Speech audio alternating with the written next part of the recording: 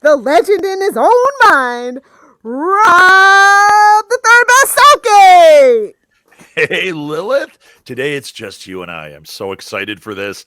None of that Phil getting in the way of this conversation. Poor So Phil. to cover Phil's part of the conversation, yeah, they're not making a Nightwing movie. Ezra Miller, blah. DC can't figure out how to hire a CEO. Okay, let's move on. And we're done. And if you want more of that topic, I'm sure Charlie and Phil covered it on the latest Escapes and Lunatics podcast. Right, I'm sure. But this is for the adults, kiddos. Business Well, talk kind of. today. Yeah, well, this is what you've been wanting the whole time, and I think that this show should be any topic. People just ask me questions. Since you and I talk business a lot and marketing and that, this is a perfect chance for us to talk about that. But Well, anyone also, listening, I heard you got new media new media where you kind of want it. So I just wanted to give you some yeah, self we can talk promotion all time. about that. Yeah, we could talk about New Media Lab because it ties into the podcast props and Everything all that the who other you stuff. are, actually. Yeah, yeah, it ties into all of it. So yeah, I am. In fact, this morning I was up at I don't know 5:30, 6 o'clock. I edited the first episode of season 3 of New Media Lab. I'm actually going to drop it today, which is not my normal Ooh. schedule, but I am going to drop it today because my first guests have a sports themed podcast, and they wanted it before tomorrow because what they do is they podcast before the Bears games, and they were like, "Oh, if this goes up, we can tell people where to go. We can put links and all that." Yeah, sure, let's do it. So I'm getting it out today. It's kind of a preemptive strike onto my new Media Lab and what I've changed about it. I'm finally happy with it. It's been. I know it's season 3, but It's been there'd be like like 5 years, right? yeah, there'd be like if you look at season 2, there's like a gap of like 18 months between episodes 8 and episode 9. I mean, it's just ridiculous. So it is now a regular show. It is going to. I'm thinking it's going to be weekly. Kind of depends on what happens with me with this move and this new job that I'm looking at. In the beginning, it might go to like bi-monthly. But I already have, I want to say 6 episodes recorded and mostly That's the way edited. to go. That's where people mess up when they start podcasting. They don't Yep. give themselves that breathing room because things happen in life, especially right now. Well, and I So was thinking, a show like this, it's not necessarily timely. And evergreen why, content. right? And why not build build these early and not rush to get it out? There's no demand. Nobody's beating down the door for it. Although it's interesting, I keep now getting comments on New Media Lab on Facebook. I've gotten messages, people asking about it, people saying, "Hey, are you coming back?" And I'm like, "It's been 2 years. Why now?" Well, good. Why now is because I'm actually doing it. Well, there's been a whole shift in the marketing and podcast atmosphere right now. Like everybody's finally Sure. realizing that podcasts are actually like viable. Although a lot of people are kind of late. I feel like it's a little late to the train. If you're like literally brand new and you're not going to invest any money and you're trying to do it on your own, I feel like it's almost impossible. Well, you know what? I disagree, Lilith. I think that if you're an indie person, if you're somebody who's like, I want to do a podcast about state parks and like I travel to them and I want to talk about them and maybe I'll interview I don't know, a bear. Uh, The Bears. but you could, yeah, you could. The fridge comes on. You could, you could do that today, and you don't even need to have the equipment. I mean, the way it is now, literally, you could record a show on the notes on your iPhone and upload it as long as I you're, mean, you could. not needing too much editing. Hey, But Lilith, it's so easy to get lost, is my point. So, like, you really have to do that research so when you to get the into the SEO marketing side of it, optimizing. Yeah. yes, yes, absolutely. But you know what? I mean, you know how many podcasters I deal with? Tons, tons. Almost none of them understand that. Yeah. And these are people that have been doing it for years. Um, I've got a podcaster I'm not going to name because he's a big name and he's known for being very helpful to people and all that. And he completely disagrees with me on the SEO thing. He has put out blog posts saying SEO for podcasting is ridiculous. It doesn't do anything. Okay. The reason he says that, the reason he thinks that is if you're going to go to the trouble of getting your keywords and writing this, perfect thing that has all the nice SEO bits to it and throwing it on Libsyn or Blueberry or wherever. And then it Yeah. goes to their blog page for your show. That doesn't Yeah. get crawled. That's not SEO. So what his point is, he's thinking in those terms, like, hey, most You gotta podcasters have just your do own it that way. website. But if you build your own website, uh, your homepage for it. So like I created one. I don't know if I shared it with you, but I've made one now for Alley Chats. If you go to alleychatspodcast.com, you can see the prototype that I'm working on, where it's got a landing page about the show. It's not perfect yet. Don't judge. It's got the landing page, which has a lot of SEO embedded in it. Okay. Then you can click on the thing to go to episodes, and it does like, here's the latest episode. And it's a blog post. Mm-hmm. Okay. That's the future. Every Yeah. episode has a transcription. That's where In it's fact, at. it's going to have two things. There's going to be, when you go to episode, let's say it's this episode 4 of third best Southgate. That's confusing.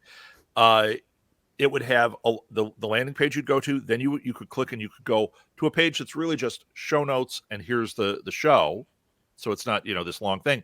And then there's a thing underneath it that says transcription site, and you go to that. It's got the link to the thing so you can listen along, and then it's got a transcription that has links embedded in it. That was what I've been working on, is like, how do I put links in here? How do I make it so it builds? Because it's not about, people always think that the links are there so that you can be an affiliate with Amazon and you can make money. Well, yes. It's about backlinks, baby. It's backlinks. Exactly. I know that sounds so like 1999, but it's still true to this very day. It truly is. The whole key is make sure that your speed is good. You don't want to have something that like people go to and they have to sit and go, "Oh, Captain Janeway, I can't wait to see what you look like on it." Because that's a Simpsons reference. I'm going to boldly go where no man has gone before. You don't want to have that dial-up look going, Wait, right? worst transcription service ever. Worst transcription service ever. You don't want to have that. You want to have it so that it goes. It's nice and clean.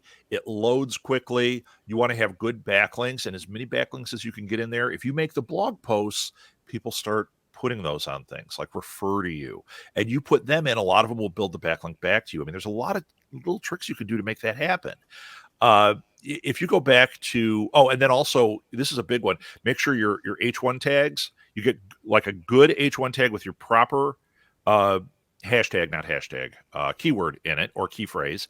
And then your H2 and H3 have to be related to it, but maybe say it a little differently so it actually attracts the bots a little bit better. They're not just like, oh, you're just trying to fish.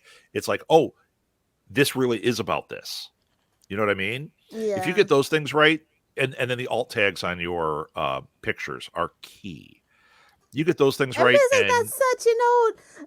I know it's so old. Like literally, when you log into Twitter, help make Twitter more accessible. How? Putting all descriptions in your images. Yeah, no kidding.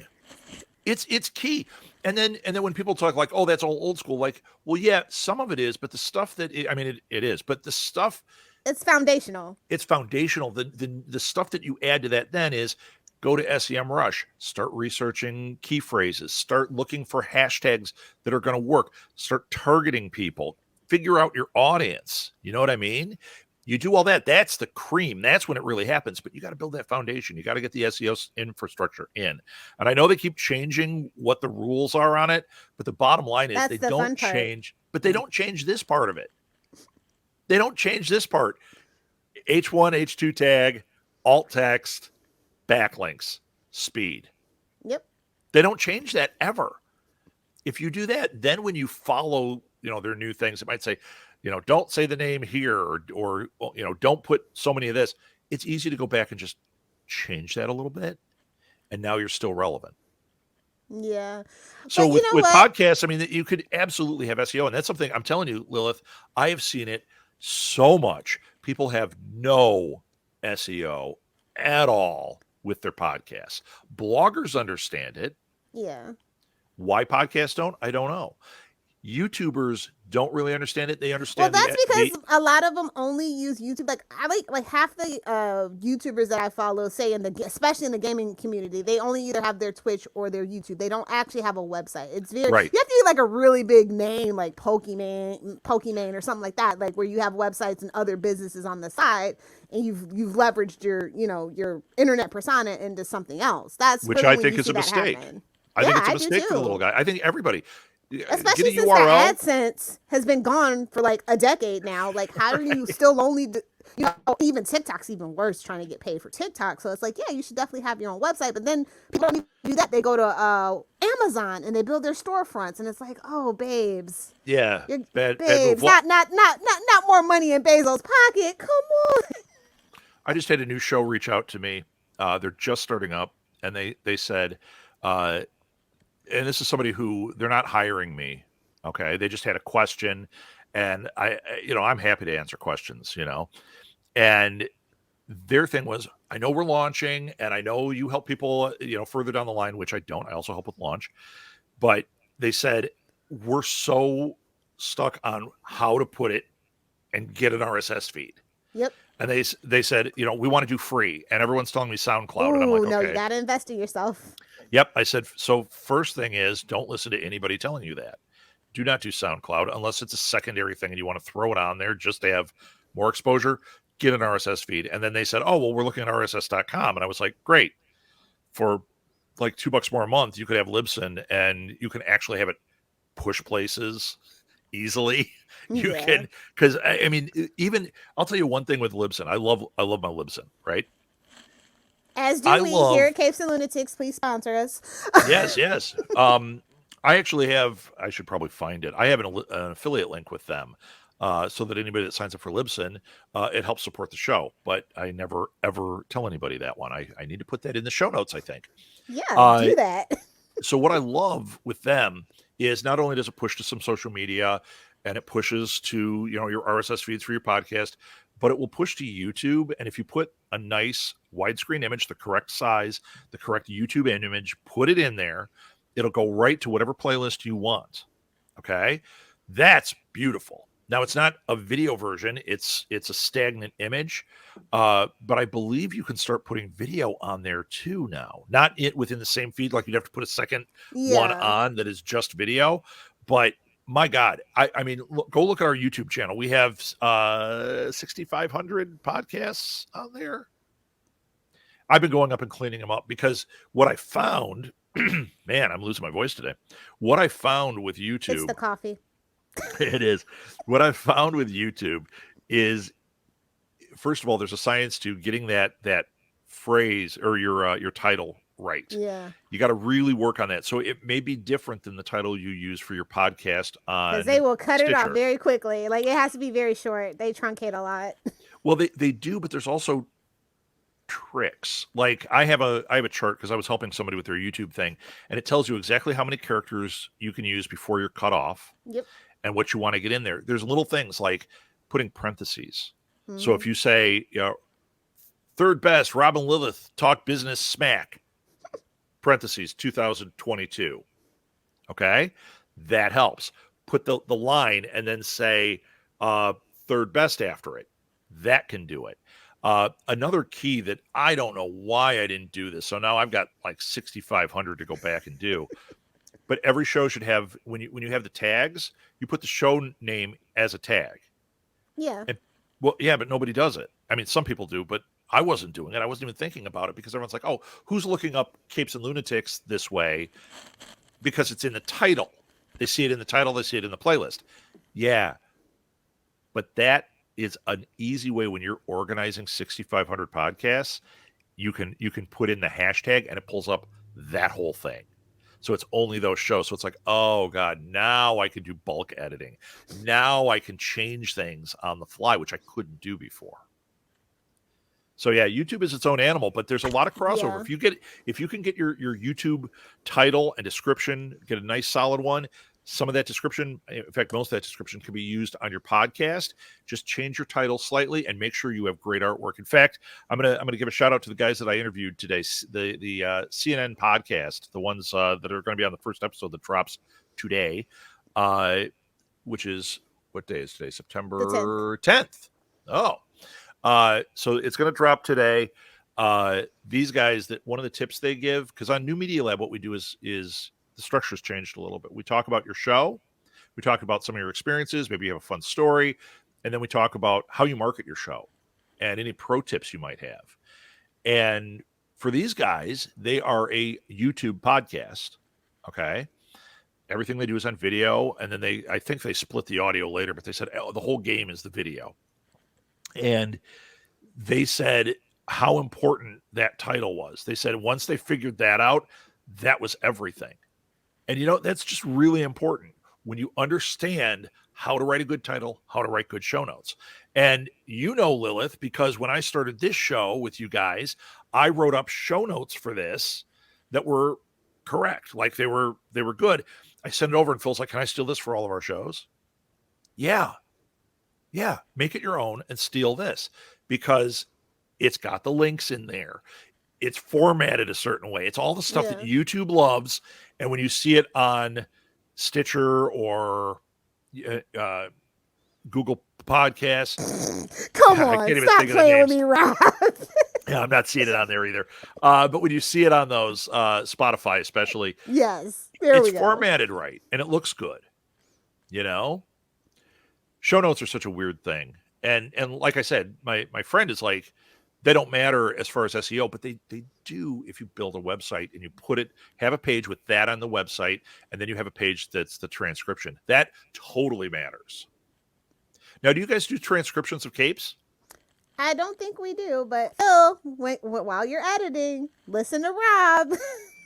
Yeah, it's easy. And he could do it free. I think you get 3 hours free per month. If you go to, what is the name of that That's just site? one of Charlie Esther's podcasts, though. Yeah, that's right. That's Charlie's warm-up. He's still in the bullpen, and we're at hour 4. Let's see. Did you hear that announcer voice? I get called in for announcer voices all the time. Nice. And I know very little about sports. Oh, Descript. Descript is killing it. Killing it.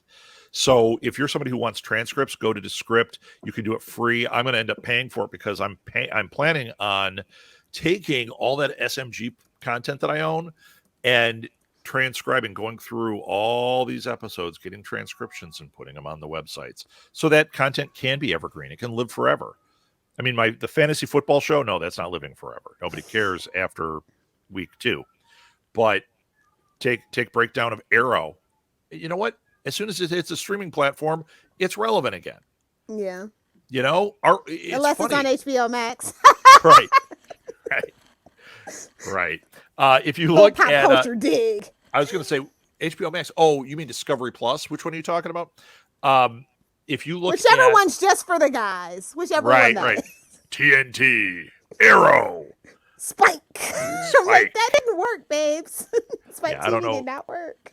I don't know what they're doing with all that stuff. The jobs I'm looking at are like a higher level, like that kind of job. You got a chance, honestly. It's anybody's game at this point if you want to go work in a dumpster fire.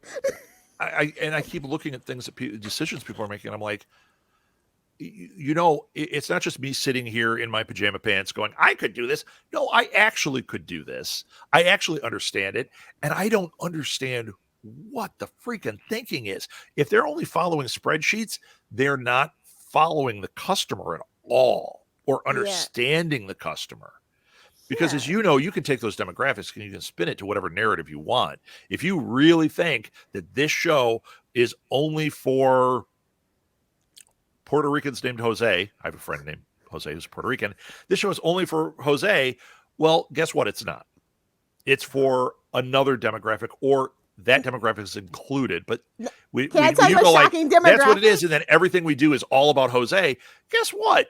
We missed the mark. And that's what's happening. DC is missing the mark. So many of these things are missing the mark. It's crazy. Do you want to hear a shocking demographic? Go ahead. Do you know the average age of a CW viewer is 58 years old? Is what?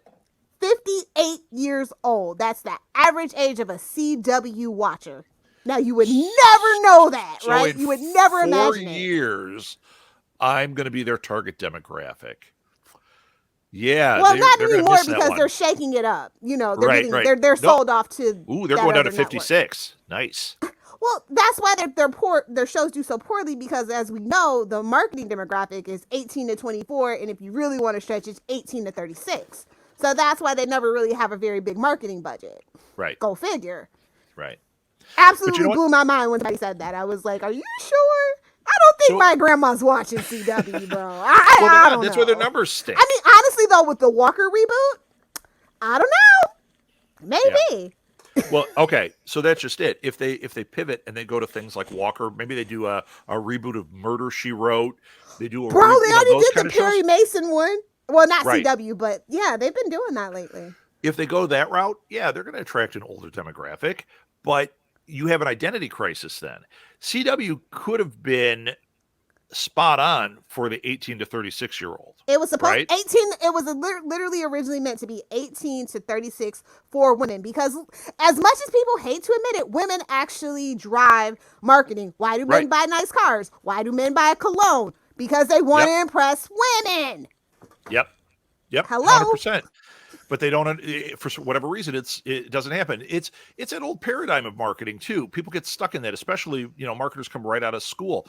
I had this deal when I was going through my MBA, where I was by far the oldest guy in there, other than the teachers, and they would present things, and I would be shocked at the archaic thinking of my classmates. It's still a madman's world out there. I'm just gonna let you're 23 and you don't understand, like, and the teachers then would understand me because I had pretty hip teachers. They would be like, yeah, I don't know why you're not marketing to women. I don't know why I'll give you a great example of now these are like 24-year-olds, I guess. And I was doing a Kickstarter. And I came into class and they're saying, oh, what'd you do this week? So everybody would talk about whatever. And I said, hey, I launched a Kickstarter for this podcast marathon I'm doing. And it was like I said a string of foreign words. And the professor, this was in my capstone. We're talking the end of a master's program. Oh, wow. And he looks at everybody, and they're just looking there like deer in the headlights. And he goes, do you guys know what Kickstarter is? And they sat there, and one went like, yeah. And he goes, really? Okay, tell me what crowdfunding is. Not you, Rob, of course. And they just sat there, and I'm like, wow, you're in the demographic that should be owning that stuff, and you don't even know what it is. How out of touch are you? And the reason they're out of touch is because they're eating old marketing stuff up. Yeah, they're not looking to the future. So if you look at a lot of the people who are a big splash in social media and in that type of marketing, a lot of them are not in these marketing classes.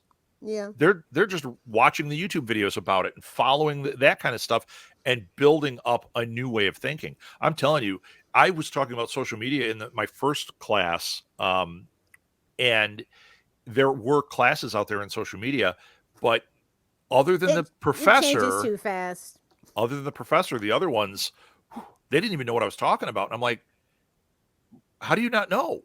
You guys are so much younger than me. How are you not like, oh, we're done with Twitter, but we're all on Facebook? I'm like, really? Because the old people flock to Facebook. Do you guys know what, like, they didn't know what any of it was. One of them used Snapchat. Which is dead, unfortunately. Everybody stole from it, and it's dead. Snapchat sucked. That was okay. This gives you the time frame of when I was in school. Snapchat had just come out, and I wrote a paper on how it could be used as a marketing tool. And I'm telling you, Lilith, I came up with a few ideas, but Snapchat was a total bear. Mm-hmm. And it's funny because after I wrote that paper, and it had nothing to do with my paper, but Taco Bell started using Snapchat the right way. Yeah. And I was watching what they were doing, and I'm like, they're doing exactly what I described in my paper, and it still doesn't work. Yeah. But it was the only thing I could figure out on how to market with Snapchat, and they were totally doing it, but it wasn't attracting business. It wasn't doing what they wanted it to. Yeah, Snapchat's demographic is weird. It's either creepy old dudes looking for young girls' videos, or 12-year-olds. Yeah, exactly. But so that brings me to a question. Do you feel like Instagram is dying? Because I felt this way for 3 years. No, I don't actually. I think Instagram actually is still viable. And I think their reels are interesting. Uh, I think when they shifted to reels, that was good. I think the problem they have is they're owned by Even though that's the Facebook. majority of not what their audience wants. No, but it is. It's starting to catch on for Instagram. I actually find myself looking at Instagram more than some of the others because I do like to see the images. Um, the reels I don't really watch, but I know so many people that fall into that and they get addicted, and they love the Instagram ones more than the Facebook ones, even though they're typically the same ones. Uh, Well, I it's hard to navigate on Facebook, first of all. It makes you Yeah, actually it go, but is. yeah, it's bad. How about when I used to always send happy birthday to everybody when it would pop up on my thing? How about it doesn't pop up anymore? You got to go searching for it to say happy birthday to somebody. And Really? randomly it'll pop up and I'll be like, oh, birthdays. Then I'll go in and be like, I've got a week's worth of birthdays I missed here. It's weird. Well, It's weird. Meta, like Meta as the parent company is in its own little spiral, and I'm very upset with them about what they're doing with Oculus and Horizon and stuff like that. Oh So yeah. that whole company is having an identity crisis right now. So They are, unfortunately, as marketers, content marketers, or podcasters that are trying to figure it out, we still have to know about it. yeah. And even though like Meta could fall apart, the concept, the overall idea, this Web 3.0 and the concept of Meta is going to be here. And it is going to be something we're going to need to know, or we're going to get left behind. So I actually, in my class, my students don't know this yet, spoiler. What I do in my one class is Extra I have credit. them. Listen to Third Best Southgate. They're going to get extra. Well, yeah. Oh, I should do that too. Yes. They're going to get extra credit. Number one I have 2 extra credit things I do with them. One is they can go on SEMrush, take a training, take a test that I have a link for my students that gets them a certification in SEMrush. Oh, cool. It's a $300 certification. They get it for free through my class. So I'm like, but so far, not one person has done the certification. Okay. That's just like in my actual real life. Nobody ever takes the Salesforce training. Even the entry one, I get it is $400, but 9 times out of 10, your boss is going to pay for it. Right. You just got to know how to talk to your boss. Do it. Do it. Do it. Yes. Well, so although the one that I'm taking is like $3,600, I'm not gonna lie. I'm like definitely my boss. I'm not gonna get reimbursed. You're gonna pay for that. I'm gonna need that money order. I'm gonna need that today. How about some Venmo? So no, actually, I like Zelle more right now. That's because you're old. It's okay. Oh, Zelle is an old thing. It really no, like that's the demographic for Zelle. Like most people, well, that and the accessibility, like that's why like PayPal fell out of favor. That's why Venmo actually fell out of favor because it's tied into PayPal. Not that company model is just garbage. But like Cash App is more accessible. It's more easy, especially now that they finally after like so many years you can actually just put cash. Like you can go to a store and just put cash on the card as well. You don't have to just. Oh, I haven't done that. So one. yeah, it's the accessibility. A lot of people still don't have bank accounts in 2022. See, I like Zelle because it is tied to my bank account, and everyone that I deal with is always like, "Can I Zelle that to you?" I'm like, "Yeah, that's me too." So easy. Like that's how I know it's for old people. Right. Although for social media, it is easier for Cash App. I'm just saying. So a lot of people creating do that Snap Cash, and what happens is you take a picture of your money, and you don't really get anything for it, but you get a nice picture of it. And then you can drink your coffee at home, your coffee that you made at home. But I preaching to the choir, brother. Yeah. Oh, so the other extra credit is I've been trying to find the right Meta training. I'm going to have them do a basic introduction to Meta. I think it's going to be really beneficial to them to understand what's going on there. Yeah, leave NFTs alone. That's ridiculous. I'm glad that hype train is over with. Like, oh my God, so glad. Do you know, I have this other, not really a friend, an acquaintance who is huge or used to be huge in the Twitterverse and books and trainings. And like everybody wanted to talk to this guy about it. And on a dime, he stopped talking about it. And it was all like NFTs and Bitcoin. That's all he talks about now. And like he wrote me like a private message like, dude, you got to get on this. This is the future. This is the wave. And I'm looking at it going, okay, I guess maybe I'm too old because I I I'm feel not like into it this was at like all. one of those GameStop pranks from Reddit. I'm like, that wasn't even real, bro. You got pranked hard. Yeah, it really, it something's not adding up. And those NFT things, I'm like, what, what is? So you own the digital image, okay? Do you? Do you? And what's it worth? I don't. It's Beanie Babies for finance bros, man. It is. What a great way to put it. And thank God I didn't fall onto that train either.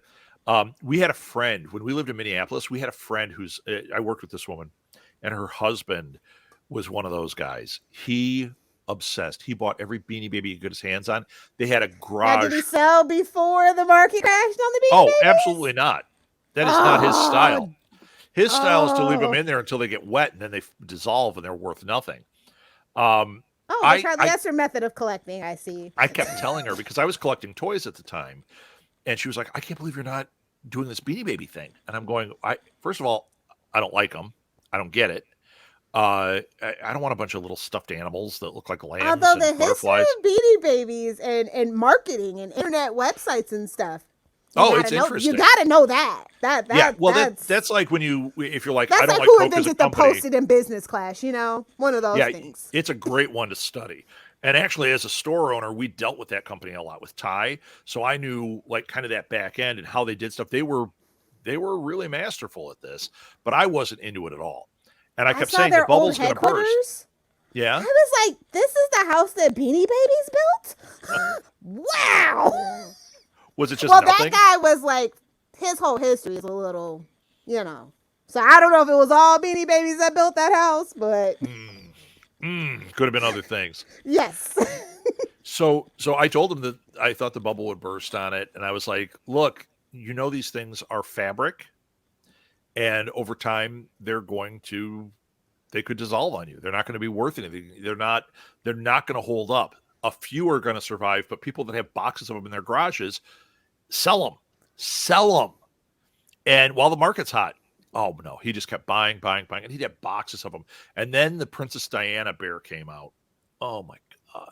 I'm so the only thing that I really remember about Beanie Babies, because I was a very small child back then, is when they came into McDonald's, and that's how you always know when a brand is about to literally end its life cycle, because the Right. same thing happened with Bratz. They did the little Bratz minis, and about 3 years later, over. their brand started kind of crumbling. And then 2009, that lawsuit happened, and then, well, not even 2009, but like that's when they had to take them off the shelves and bring them back. It's like a whole thing. So, Yep. unless you're Mattel is the only brand that has survived that curse. Don't do it. Don't do a deal with McDonald's. Don't do it. I mean, well, I bet if you go to my parents' house, It's very interesting. I bet if you go to my parents right now, they probably have the McDonald's Beanie Babies still on a shelf somewhere. When that Princess Diana one came out, it was like a craze. Everybody was trying to get this damn thing. I think somebody even gave us Wasn't one. Chicago like the epicenter for it? Oh, we were in Minneapolis. Okay, wow. And actually, Maeve worked at a baby store that had Thai stuff. Yeah. And twice they got robbed in the middle of the night. Now you've got that was a thing. I was watching thousands that of dollars documentary. in equipment around them. And what did they do? They'd break in the window and steal an armful of Beanie Babies. You can't trace it. That was actually the perfect scam. That's why a lot of people, they had to take the hearts off the UPS box because UPS guys were getting robbed. It's crazy. It's crazy. Yeah, as somebody who dealt with reps, they were a very weird company. In fact, weird enough that I think I'll leave it there. Maybe I can tell you offline about Ty. But I kind of fell down the Ty rabbit hole when that documentary came out on Netflix. And I just, like I said, I only remember the McDonald's thing of like adults literally pushing children out of the way. Like I remember that. Oh yeah. Well, you want to go back even further. Now we're going to show how old I am. In high school, I was working at KB Toys, and it was the Christmas of the Cabbage Patch Kids. You survived? How did you survive? Did you hide in the back? We had, oh no, you know me. I go front end on everything. So we had an aisle down the middle that had all the like boys' toys. Star Wars stuff was on the way out. There were just a few, like a little smattering of those. Transformers, and this was back when they were the metal versions that were awfully cool. But I was too old for this. I wasn't really collecting that stuff. I was like, it's not something that connects with me. But now I look back, I'm like, yeah, I would have gotten a couple of those because those metal ones were really badass. But then on the opposite side of the Transformers, we had a wall of Beanie Babies. And my God, people waiting out front to come in and get these things. It was like a tidal wave of people. And as employees, we had to stand back there and like just try to keep people from fighting and running out with stuff. It was nuts. It was nuts. I was a big guy, even though I was in high school. I was a big enough guy that they would put me back there, even though, what am I going to do? That's my, don't, don't touch that. Nice. Yeah, that's not nice, sir. Can I interest you in some Rocky 3 Rock'em Sock'em bits? Oh, no. Yeah, I had those back there too. It was nuts, and this frenzy over it. And then I remember the next Christmas when the frenzy wasn't the same. This woman came in and was telling us how she created the next Beanie Baby, and she wouldn't tell us the details because this is going to be the biggest toy next year, and they're courting her and all this, and she just thought she was, the greatest thing and was so far above. And then later on, my manager told me that what she had invented was really just a stuffed animal that was so stupid. It wasn't even a Beanie Baby or anything. It was like it's a what's it thing, and it has a purple head and it has furry body, and I'm like, this is something you get at craft fair. Do you think this is going to be the next big thing? Do you have a cartoon with it? Do you have comic books with it? Well, this is what the do you thing, have though. with it? You never know. You do never know, but that one was a pretty safe bet. This like was those fingerlings. I don't know if you remember that. I remember fingerlings very distinctly because it was when What are brats were those? making their comeback. They were like basically little like plastic like animal shape things that you put on your fingers. People literally pushing each other out of the aisle for it. I think it was like Really? Christmas 2011. Let me look up when fingerlings were big. Yeah, or I don't. Hatchimals. But they did a big marketing push to make that a thing. See, I But remember fingerlings were Hatchimals. organic. But see, I was out of my store had been closed a while. I was out of that world. I think by that point I was in college thinking about other stuff. But Molly, we had this stuff for her. For her, it was she wasn't into this, but her friends, Shopkins. Yes, They that's were another like big one. out of nowhere. Kids were obsessed with Shopkins. And There's it wasn't still a just huge like Shopkins community, yeah, to this it day. wasn't like just a couple friends up the street. It was every freaking kid. It was a weird fad because they were not cheap like this fidget spinners. That was a total trend. That was a fad. I was teaching during that, and it was like 1 week nobody had them. The next week I came in and every kid is just you're like, okay, we need to put those away right now. That was nuts. But the Shopkins, and then the ones that Molly had, which were really great, and it was all marketing, was the Squinkies. Do you remember these? Mm-mm. Okay. They were really little, like that big. And they got the license to tons of characters. So like they had So kind of like mini brands meets Funko Pop. Yeah, they had the Disney Squinkies. Oh wait, hold on, we've got an interruption. Yes. Yes. Yes, La La Loopsy. Look, listen, I'm an MGA Yeah. stan. I know all about La La Loopsies. Yeah, Molly was Lala Loopsy. We had all that Lala Loopsy I stuff. see she's a woman of fine taste and distinction. The Squinkies though, she had because of her dad. She got she got a bunch of Marvel Squinkies. She got DC Squinkies. She had, I think, Star Wars Squinkies. She had tons of the Disney princesses and the animal. Like, oh my god! And then I thought that was brilliant marketing when they came out with those, because I remember watching a video with the guy who created it, and he was a marketer, and he said they wanted him to come up with the next thing, which of course everyone wants you to come up with the next thing. Good luck. And he said what he was doing is he was watching kids, and he said everyone goes to the toy store and watches where kids shop, and they go, okay, this is going to be the next hot thing. He was at the grocery store and noticed every kid wants to go up to those machines and put their quarter in and turn the thing. That's why he invented Squinkies. You bought them, and they came in the little plastic thing with the little rubber guy in the middle, and you could buy a little dispenser thing. Then they started putting out toy play sets with them that did the same thing. You could put your Squinkies in the top and turn the thing and they'd come out, and then she had the castle and the this and the that. But it was all based on that idea of they love those plastic bubbles with the little toy inside. You pop it open, and you always want a good price, and you always get crap. This way, you were getting a Wolverine, or you were getting Princess Jasmine. You weren't getting, here's a banana. Generic, yeah. I spent 50 cents and I got a rubber banana. Here's a generic green military guy. Oh. Yep. And somehow they got all those licenses, and it was the same time as Funko was. Funko, when those hit, I remember the first time I saw it, I was at a Target.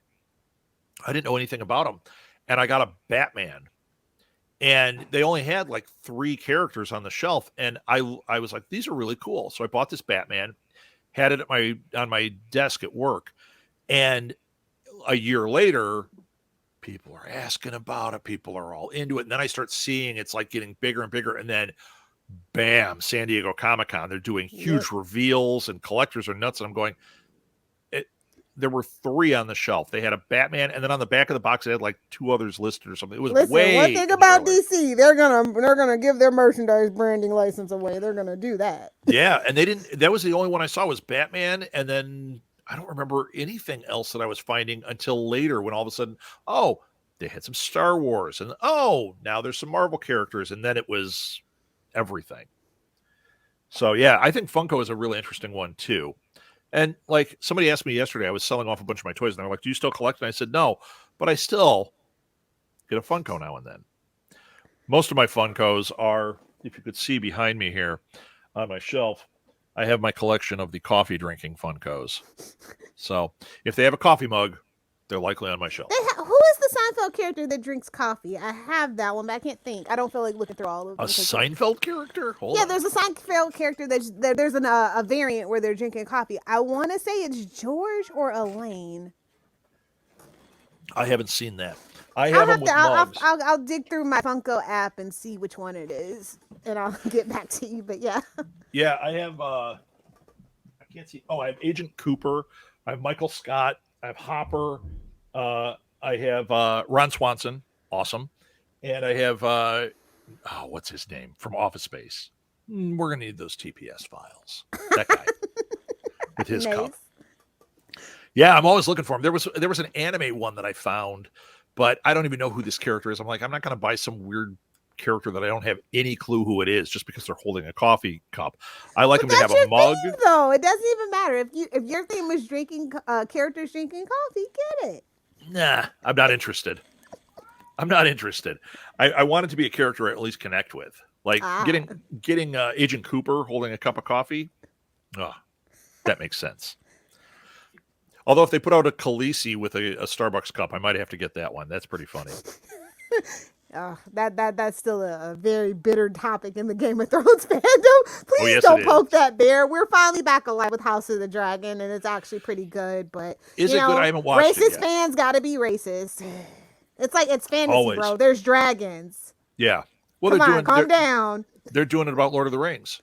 I was seeing a bunch of people making racist comments, and it's like, okay.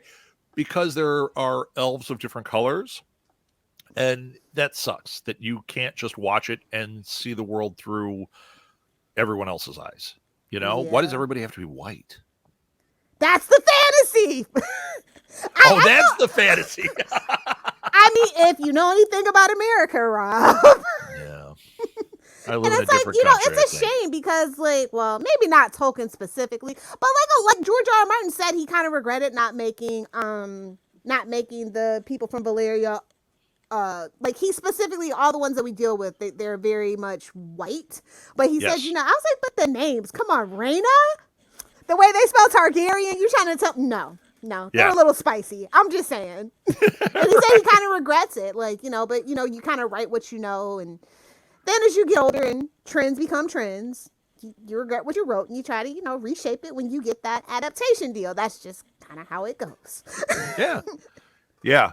I mean, and there is something to that too. I think when you start thinking about,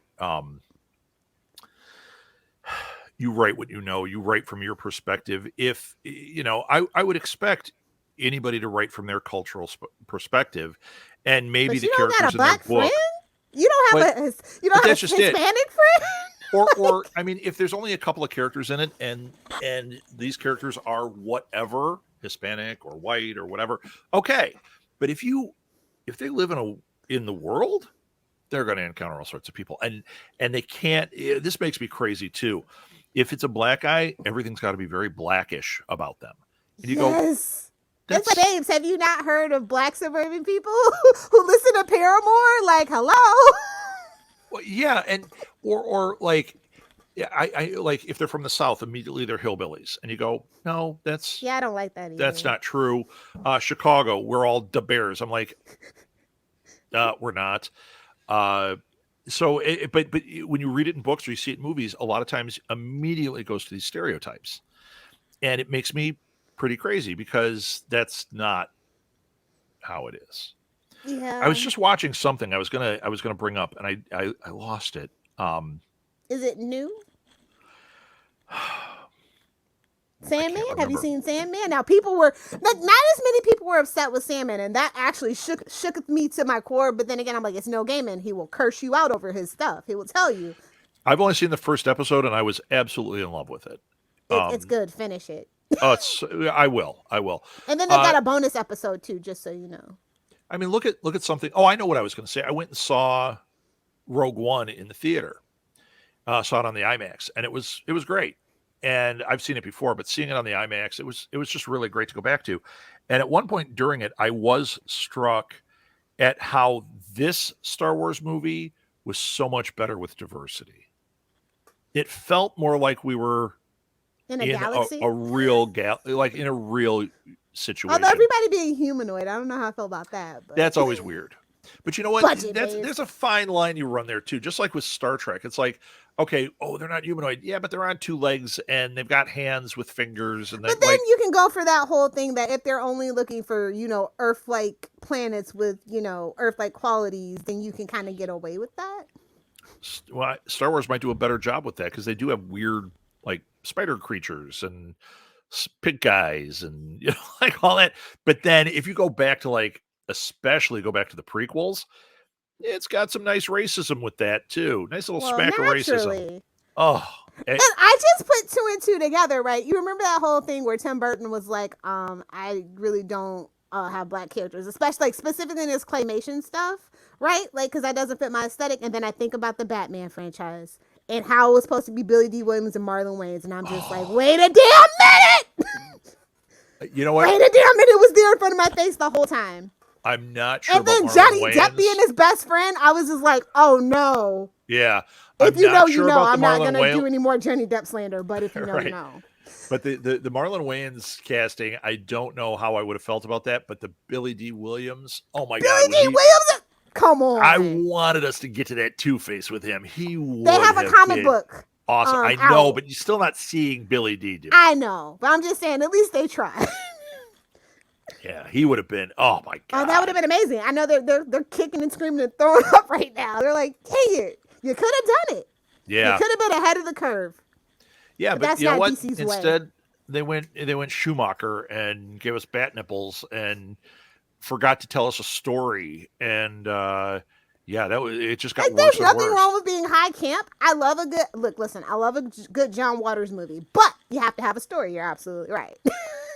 Yeah, I'm not going to compare any of that to a John Waters movie. And you know what? Even camp, and that was the thing when Burton's Batmans came out. I remember everybody was talking about how they're not going to be like the '60s Batman, and I kept thinking, but what's wrong with the Bat? Well, I actually hated '60s Batman was its own thing. Why can't that be its own thing? And you can develop this next thing, which they did. But I think when Burton left, they were trying to get back to that '60s Batman. Well, they did it for the toys. But it was terrible, and it just got worse. Listen, I know kids, people my age that love that movie. Tyler, shout out to Tyler. I never liked it from day one, but I've been reading comics since I was 4 years old. So yeah, well, it's just like the people that love episode 1, and I find when I talk to people that are a generation younger than me, they're like, they really love it. Some of them don't love Jar Jar Binks, and some of them think Jar Jar Binks is the greatest character ever in Star Wars. I was too old. It's like the Ewok thing. You can tell how old people were when that movie came out by whether or not they like it. Oh, they were cute little teddy bears. Oh, they were annoying. You were on that cusp. You know, Yeah, I was Jar Jar Binks was meant to represent the kids that this was their first Star Wars movie. He right, literally grows up and becomes a senator. Like that's his arc. right. That's for. But I was a It's little too just old when that it's one just came out. ham-fisted and terrible Well, and it's George Lucas. Never mind. oh, Never yeah. mind. Look, listen. None of the Star Wars movies are masterpieces. I'll die on that hill. I like them for what they are. But Rogue none of them One are is masterpieces. pretty Well, that's damn different. good. The Star But it Wars story, really like is. I'm so sad that a solo story killed the whole I am too, and side character stuff. I actually liked a Solo story. It really makes me mad Me too. I that was like, we were gonna get Lando. we were, and it would have been awesome. Donald Glover as Lando, awesome. Perfect. Yeah, I was all in. Um, I think that was just all Although they mishandled, dodged too. a bullet. If you know, With you know. which? With Don Glover. Oh yeah, yeah. So Although I have heard rumors that he will be back in one of the series. really, I've heard that rumor. maybe they've learned it. Well, now that what is his show? Oh, and now that Atlanta's over, I guess he doesn't have as big a head or whatever. Right. So they can reel that in. Right. Right. Yeah, especially when the paychecks kind of dry up and he's like, I'm getting residuals, but what happened to those nice fat? Oh, I should do a Star Wars series. Yeah.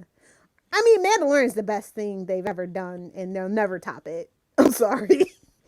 It really was. Although, I mean, I really enjoyed Obi-Wan. I thought that was a lot of fun. Look, I love Space Jesus just as much as the other people, but I thought it was great. I love Ewan. I just came there for him. Oh yeah, every it's a good time. story, but like I still think Mandalorian's better. Like I do think too. in some places he kind of and not that. Well, that's why Obi-Wan's Boba supposed Fett had to have charisma. Mandalorian show up. You Yeah. know, they like, this is the book of Boba Fett. Everyone loves Boba Fett, but we're gonna bring the Mandalorian in for half the series. And nobody liked the Book of Boba Fett. Yeah, see, I liked it okay. I was having fun with it, but it wasn't good. The Mandalorian had so much to prove, and they put so much budget and time and effort into it. And so, like all this, like with all spinoffs, they're never going to be as good as the parent product. I've never seen a spinoff show that's as good as the parent product ever, with the exception of Angel. Angel's scary to Buffy. I knew you were going to say something about Angel. And don't tell Joss Whedon. and you don't think that your Supernatural spinoff that's going to happen is going to be? I am not watching that. Or I don't know if you know this. Gunman of the Supernatural world. No, listen. I don't know if you know this. So I am a Sam girl. I will stand by Jared Padalecki forever and for always. I watch Walker, but I also watch the original Walker. Jensen Ackles is not my cup of tea.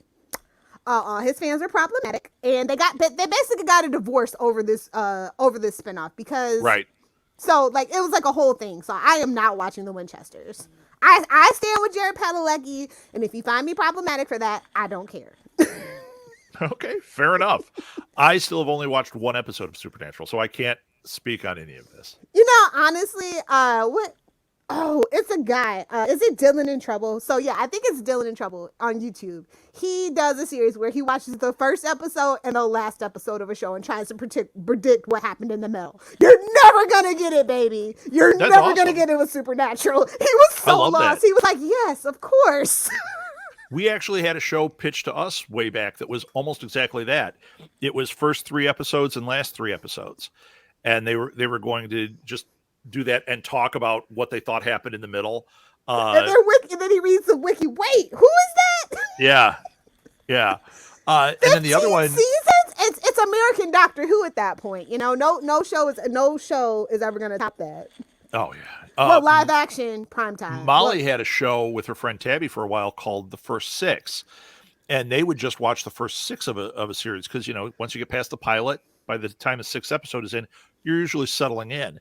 Yeah. And I thought that was an interesting show. I mean, it was 2 teenage girls talking about these shows, and they would pick things like they did Friends, and they thought they were going to like it, and they hated it. Well, Friends doesn't get good till season 4. As somebody who had a significant other who actually like that was their comfort show, like no matter what they were doing, I would just kind of walk in and out. Like I hated Friends. Like yeah. I literally only have ever seen it in reruns. I never saw a live episode, and that was like the thing when I was in high school. So.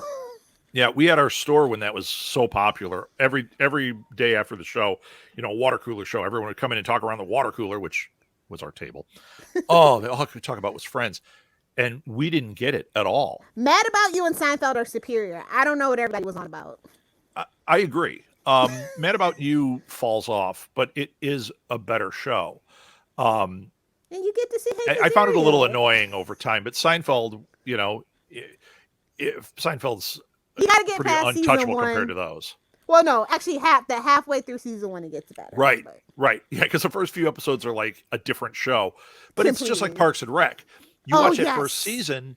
The first season, when you watch it now and you go back, it's like, oh, there's funny stuff because we know the characters and everything. But the writing and everything, it's season 2 on, is a masterpiece. Everything absolutely did come together, yeah. I'm glad they gave that show a chance. I heard that they didn't want to do a season 2, but it's kind of like, how can you not when, you know, the writer and the executive producer is pretty much like best friends with the VP of your network. Well, think about the people that came out of that show. I mean, it is crazy what impact that show had and how they're all going on and doing other things. Unlike Treat Yourself Tuesday with Seinfeld, you know, George has been in things, but you don't see a lot of Jason Alexander. Listen, stuff. He's living off those residual checks. He did that one show that he was the headliner of. Elaine has gone on. You know, she had Veep for a long time. She doesn't even need to do the work. She's an heiress, Rob. That's why I love my Laney Pooh. And you know what? She's so fantastic. Her comedic timing. Oh my God. She's a VP killer. was amazing. Like, I didn't think I was going to like it, but it was great. Michael Richards disappeared, other than his racist rant. Yeah, well, that's what did it. And well, Seinfeld, he had that pilot, remember, after Seinfeld, and it didn't go anywhere. Yeah, it didn't go anywhere. And then Seinfeld, I mean, like, Comedians in Cars Getting Coffee is interesting, but he's just really a YouTuber at this point. You know, he didn't create the next Seinfeld. You know what I mean? Meanwhile, Curb Your Enthusiasm. Correct. And the Seinfeld season is the sequel to Seinfeld that we all want. It's amazing. I love Curb Your Enthusiasm. I have the most random taste in shows. Like, it's so random. We love it too. I love Arrow. And also Curb Your Enthusiasm. And also, like, freaking The Newsroom. Or... How about Severance? Or Have you watched Just that Shoot yet? Me. Have you watched Severance? Yes, of course. Oh my God. That's our future. That's Black Mirror warning us, guys. I'm just letting you know. I'm dead serious. That's what they want from us. There is so much in it that I kept going, this is hitting too close to home. Yeah. Like this is not a future that's that far off. I could absolutely see some of this. Amazon will probably be the first one to do it. Oh my God, I saw a meme on TikTok and they were like, the year is 2035. You just got your letter in the mail to do your 3-year tour of duty at the Amazon warehouse. And I'm like, bro, no, you don't understand. They're literally running out of workers in every single local warehouse area because everybody's either already works there or has already quit. They're desperate for work. The Amazon thing, I always thought it was going to be Apple. Yeah. I always thought it was going to be Apple, but I'm pretty sure it's going to be Amazon. Pretty sure. Yep. Skynet. I think you're right. Right. But I have to back Amazon because they got all the Stargates, and I'm hoping for a new Stargate show and a new Stargate movie. And they have all the MGM stuff, so it's just like, sorry, guys. They got The Boys on Amazon Plus. Got The Boys. They got Invincible.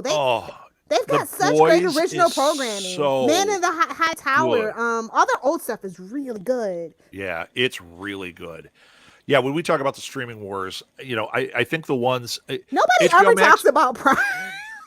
HBO Max is the one who's going to blink first. They're the ones they blinked first, and now they're going to be in trouble because they're mishandling something that I thought HBO Max was really good. It needed to expand, and it was starting to do some really cool stuff. Based off their original IP is what killed it. Sex in the City was bad. The Gossip Girl reboot was bad. And while I do appreciate that Pretty Little Liars reboot or whatever they're calling it, it's still really bad at the end of the day. It didn't connect with the audience, but it did get a season 2. So shout out to them because A, they have a diverse cast, and B, they're all women. So shout out to them for getting a season 2 on HBO Max. Sure, but they flinched first. So they're probably the most likely to disappear. Disney Paramount Plus I thought would be that one, but then they said, you know what, Trey and Parker, come here, do some specials for us. Hey, we're gonna put out 1,000 Star Trek shows. Good Star Trek. I mean, one of them is. And that's Strange Lower New Decks World. is amazing. Well, is that on Paramount Plus or is that on Yes. like TV? Okay. Paramount Plus, and it's so good. Strange New World, so good. So good. Like Picard, yeah. I'm sorry. That was like look, I'm a TNG super stan and I don't like Picard. I'll just say it. Yeah, there's a problem with it. It is cash grabby. Yeah. 7 of 9, really? But we don't have Cisco. We're not gonna redeem yeah, Cisco. what's up with that? What's up with that? Very strange. Hulu Disney has a real potential with Hulu, but I got this. Well, they're weird still feeling, on the FX original programming. That's why they're so good.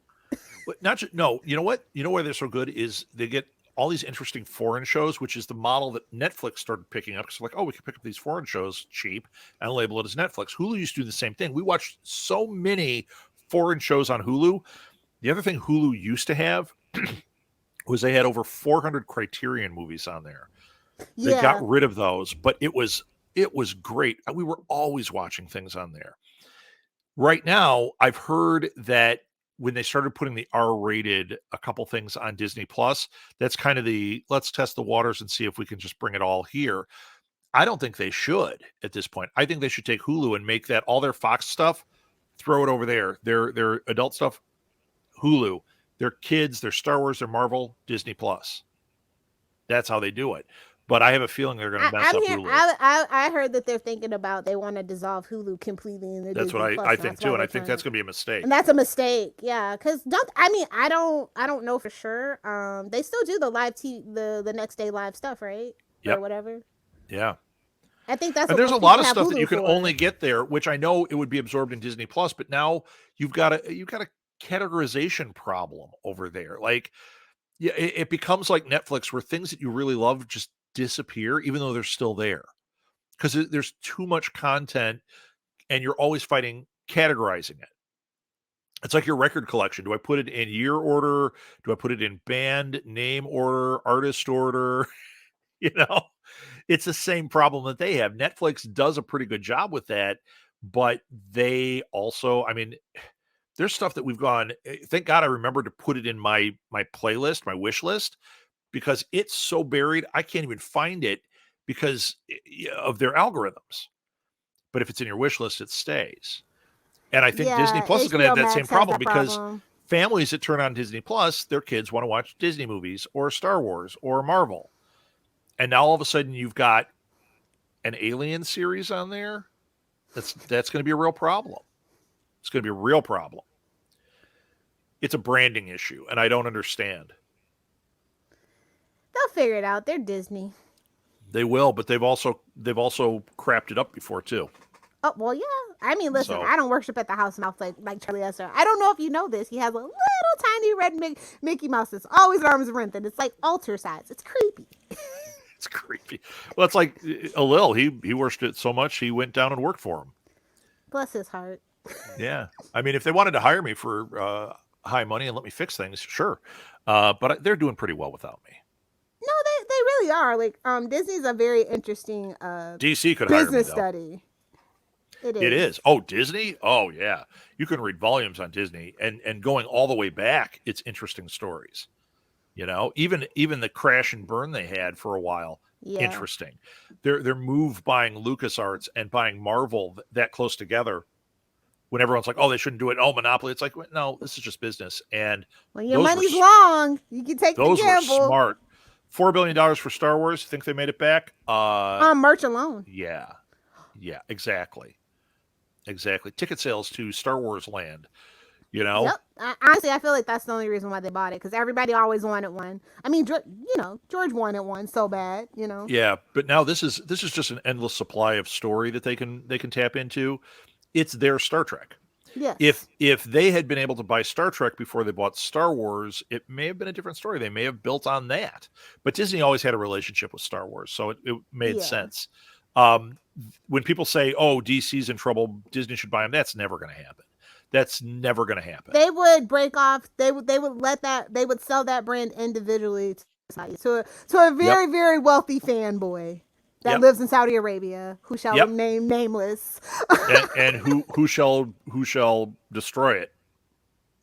Maybe not. Honestly, I think it would. I think it would. They would stop Well, maybe not, because I think they've done a pretty good job of doing that already themselves. Yeah, like there's nowhere to go. Like I said, just completely let it burn to the ground, and if it comes back from the ashes like a phoenix, it does, and if it doesn't, oh well. Yeah. All the stuff Yeah. I like is been completed, so since at least 2011. Sure. So I don't care at this point. Sure. Yeah, it's pretty crazy stuff. That was our fill portion of the show. Actually, Lilith, we do have to end. I've got a lot to do. I've got packing to do. Absolutely. Hey, I can relate. So, thank you for joining me, Lilith. This was fun. This was different. Don't get jealous though.